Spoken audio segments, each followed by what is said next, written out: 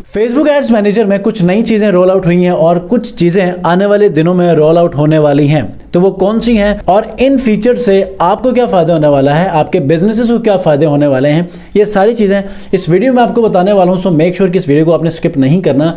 2 से 3 ऐसे new updates हैं कि जो कि आपके लिए बहुत ज्यादा इंटरेस्टिंग होंगे और इनका आप हर सूरत में सोच रहे होंगे कि काश ये चीजें होती तो हम काफी हद तक अपने तमाम के तमाम वो रिजल्ट्स जो कि आपको बेहतर अंदाज में नहीं देते ट्रैक पे, उनको आप बेहतर करते हैं। अस्सलाम वालेकुम व्यूअर्स, मैं हूं सलीम रजा हैकल। आप तमाम व्यूअर्स को डिजिटल हैकल यूट्यूब चैनल के ऊपर वेलकम करता हूं। दोस्तों, फेसबुक एड्स जब आप चला रहे होते हैं तो बहुत सारे ऐसे इश्यूज का आप सामना करते हैं कि जिसमें आप कहते हैं कि यार काश ये लिमिटेशंस ना होती तो हम अच्छे रिजल्ट्स ले सकते थे। क्योंकि अब काफी अरसे से हम खुद भी इन चीजों के ऊपर थोड़ा फील करते थे, लेकिन अब वो दिन बहुत करीब हैं और 2 से 3 ऐसे फीचर्स हैं कि जो अभी रिसेंटली फेसबुक एड मैनेजर के अंदर रोल आउट हो चुके हैं और एक ऐसा फीचर जो कि बहुत सारे मुल्कों में रोल आउट हो चुका है लेकिन कुछ मुल्कों में अभी तक नहीं हुआ। पाकिस्तान के अंदर भी कुछ प्रोफाइल्स में ये फीचर आ चुका है, कुछ प्रोफाइल में अभी तक नहीं आया।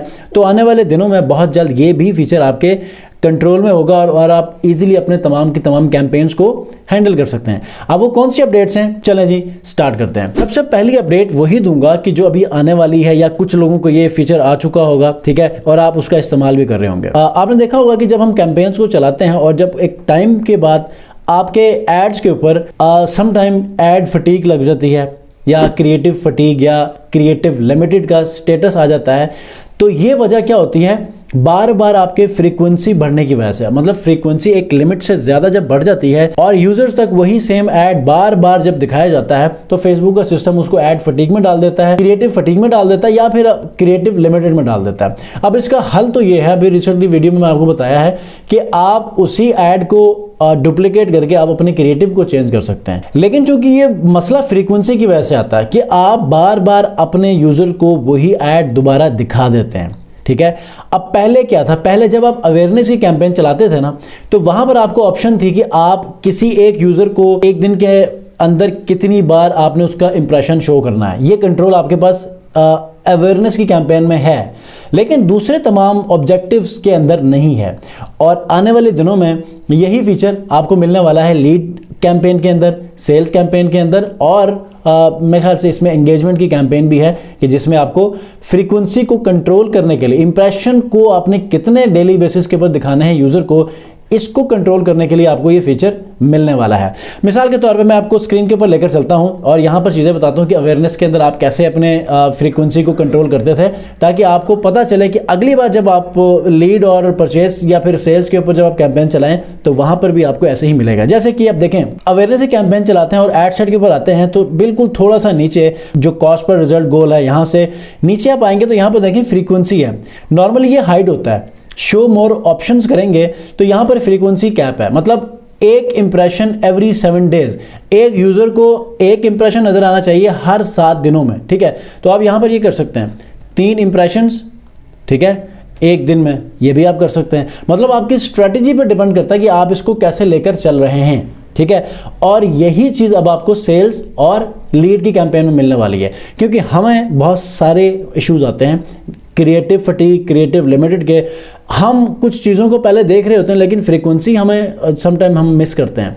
लेकिन हफ्ता 10 दिन रिजल्ट्स के हिसाब से जब हमें याद आया था यार देखते हैं इसकी फ्रीक्वेंसी कितनी जा रही है, तो जब हम फ्रीक्वेंसी को देखते हैं तो वो 2, 2.5, 3, 3.5 से भी ऊपर चले जाती है, समटाइम 5 से भी ऊपर चली जाती है। तो वहाँ पर फेसबुक का सिस्टम इसको आइडेंटिफाई करता है और इसको क्रिएटिव फटीग में डाल देता है। तो आने वाले दिनों में आपको फ्रीक्वेंसी कंट्रोल करने के लिए भी ऑप्शंस लीड कैंपेन और सेल्स की कैंपेन में मिलेगी, ताकि आपका जो क्रिएटिव फटीग का इशू है ये कंट्रोल होगा और फिर आप अच्छे कैंपेन्स चला सकते हैं। ठीक हो गया। दूसरा जो फीचर है वो है आपके ऐड के अंदर, ठीक है। ऐड के अंदर आपने देखा होगा पहले हम कुछ इमेजेस या वीडियो इस्तेमाल करते थे या फिर हम कैरोसेल्स का इस्तेमाल करते थे। अब फेसबुक ने एक और ऑप्शन यहाँ पर लॉन्च किया है और वो है हमारे पास फ्लेक्सिबल का। फ्लेक्सिबल की ऑप्शन अब यहाँ पर कुछ अकाउंट्स में है, कुछ अकाउंट्स में नहीं आई है। आपके पास भी यकीन आएगी, मेरे कुछ और अकाउंट्स क्लाइंट्स के वहाँ पर ये ऑप्शन आ चुकी है। जैसे कि सिंगल इमेज है तो इसके ऊपर फ्लेक्सिबल की ऑप्शन आई है। अगर आपने मेरे टिकटॉक की वीडियो आज की देखी है तो वहाँ पर मैंने ये अपडेट दी है, दूसरे अकाउंट से वो वीडियो मैंने बनाई है। तो आप क्या करेंगे, जब आप फ्लेक्सिबल वाले ऑप्शन को चूज करके अपने इमेजेस को वहाँ पर अपलोड करेंगे तो फेसबुक का सिस्टम क्या करेगा, आपके इमेज को उस हिसाब से डिस्ट्रीब्यूट करेगा कि उसका जो जो साइज होगा उसको उसी जो है वो प्लेसमेंट के ऊपर वो दिखाता जाएगा और बेस्ट पॉसिबल ऑप्टिमाइजेशन भी करने की कोशिश करेगा।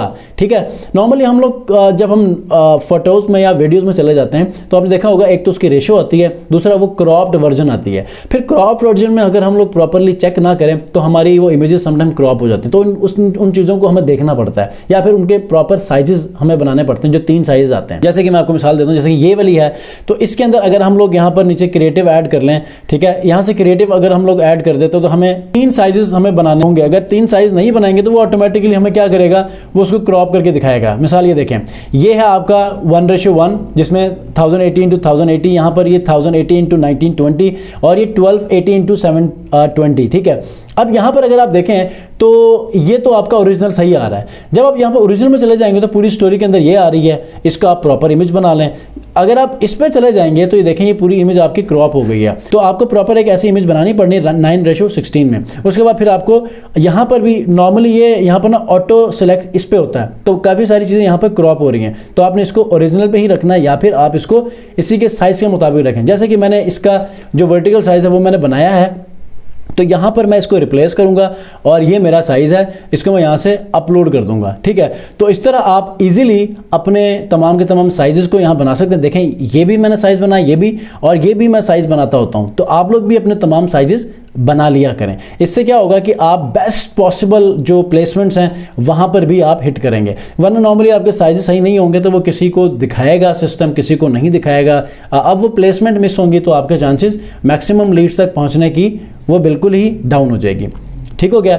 यहाँ पर दूसरा एक ऑप्शन है, जब आप इन इमेजेस को और यहाँ पर आप अपलोड कर देते हैं तो आपके पास अब एक और ऑप्शन आया। पहले टेक्स्ट, मीडिया और क्रॉप के बाद ऑप्टिमाइज की ऑप्शन आती थी, अब यहाँ पर एआई जनरेशन की भी ऑप्शन आ चुकी है। ठीक है, एआई जनरेशन क्या है, चलें देखते हैं। मैं यहाँ पर एक इमेज ले लेता हूँ, नेक्स्ट, उसके बाद यहाँ से मैं नेक्स्ट कर देता हूँ। ठीक है, यहाँ पर आपने अपने साइजेस आपने सेलेक्ट करने हैं। अब एआई जनरेशन के ऊपर क्या कह रहा है कि इमेजेस वेरिएशन 0/5, मतलब review variations of your image and select the ones you want to use. After you save the variations you can see them within specific placements in ad preview। देखिए यहाँ पर आपको ये कह रहा है कि कोई से भी दो या कोई से भी मल्टीपल ऑप्शंस को आप यहाँ पर चूज़ कर लें। ठीक है, मतलब आपके 2-3 किस्म के वेरिएशन आप उनको चूज़ कर लें ताकि यहाँ पर क्या करे, बाकी जो उसका बैकग्राउंड होगा वो ऑटोमेटिकली क्या करेगा, एआई ऐड करेगा और उसके बाद कुछ इमेजेस यहाँ पर शो करेगा। यहाँ पर आप फुल इमेज भी कर सकते हैं, कोई नई इमेज भी यहाँ से एआई से बनवा सकते हैं और उसके बाद फर्दर जो आपका हेडलाइन है या कोई और ऑप्शन यहाँ पर आप ऐड करना चाहते हैं कर सकते हैं। कोई लोगो आप ऐड करना चाहते हैं वो भी कर सकते हैं। उसके बाद आप इसको डन कर दें।